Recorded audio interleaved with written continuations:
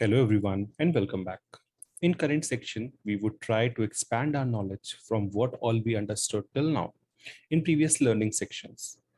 In a nutshell, registry is nothing fancy but a stateless application, which will help you to work in a similar manner we interacted with the Docker Hub.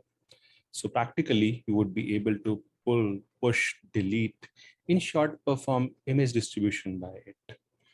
Obviously, it can be done like a container, so it's scalable and small in size. And the best example is Docker Hub. So in order to create a new private registry, Docker already provided us an image named registry for this functionality on Docker Hub. So you can simply build a container which will act as registry server running on port 5000. So we are currently on the host running Docker software. For ease of time saving, we already pulled the image from the Docker Hub using the Docker image pull. So that is the image that is going to do the wonder for us. Now we will spin a container out of that using our previous Docker run command. So the options would be Docker run, then -d for running container in detached mode, -p for exposing the ports both on the local system and on my remote container. So I'll expose the same port 5000 for both. Then a valid name using the -name attribute. I would prefer giving a name registry only. And finally, the image which we are going to use to create that container. So, okay. So small mistake because it's not able to find the tag latest, we have to provide appropriate tag.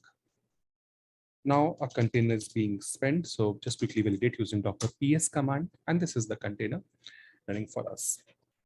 Now moving further, we have to simply tag the image using Docker image tag. Then the small typo again. Then the name of the image which you want to tag. So I'll put one image from here and the tag you want to use. So since my registry is running on the same system on port 5000, I would tag like this. Now, if I again do a Docker image ls, I would see the newly tagged image. Now quickly push that image to the new private registry. So the command would be Docker push and the tagged image. So it may take some time depending on the image size and the network bandwidth you have, and obviously on the placement of your private registry. So it's in my local subnet, so the placement would be pretty quick, maybe in few seconds or in few minutes. But maybe when you will push on the Docker Hub or any other public registry or private registry, your time may vary.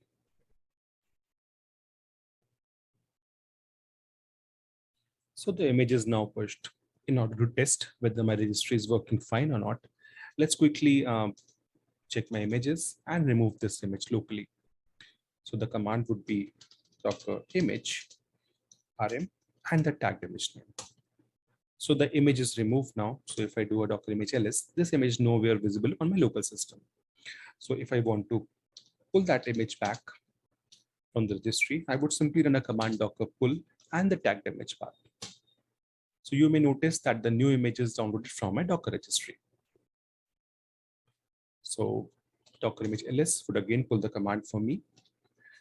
Now let's quickly delete the container as well from the system and clean all the files which are being owned by this container. So I would simply copy paste this command. And this step is actually stopping the container first, and then it would clean all the files or the volumes which are being locally mounted. Because obviously in the registry image, you are going to push your new images or the registry server. So obviously you need to clean the space that is being owned by the various images. So now it's all cleaned. If you do a Docker ps again, you won't find any container running. So that all is in this section. In next section, we will see how we can secure our communication with private registry using SSL-based certificate.